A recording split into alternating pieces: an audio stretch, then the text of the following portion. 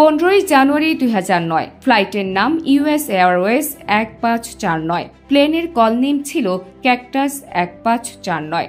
Routine মাফিক লগারডিয়া থেকে শার্লটের উদ্দেশ্যে যাত্রা শুরু করে বিমানটি। প্লেন তখন 2818 ফুট উপরে। কানাডিয়ান হাঁসের ঝাঁক প্লেনের উপর আছড়ে পড়ে। ক্যাপ্টেন শালির মতে হাঁসগুলো বিকট শব্দে প্লেনের উপর আছড়ে পড়ছিল। এক একটা শব্দ যেন বজ্রপাতের মতো। হাঁসগুলো প্লেনের দুপাশের ইঞ্জিনে ঢুকে যায়, ফলে ইঞ্জিন ব্লেডগুলো ভেঙে শিকার সংযোগ ঘটে। তারপর নিস্তব্ধতা। কিছুক্ষণের মধ্যেই ক্যাপ্টেন সালি ও তার সহযোগী বুঝতে পারেন প্লেনের দুটি ইঞ্জিনের একটিও কাজ করছে না।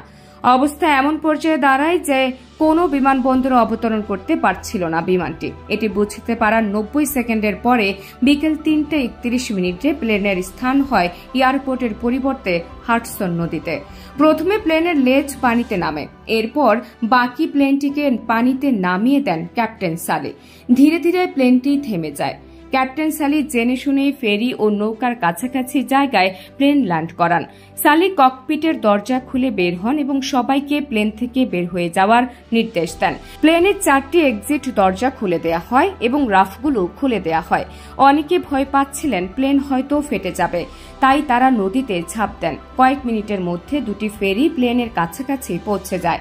ওই প্লেনে একজন হুইল চেয়ারে ছিলেন। তিনি সহ বাকি 154 জন যাত্রী পাইলটের দক্ষতায় সেদিন অলৌকিকভাবে বেঁচে গিয়েছিলেন।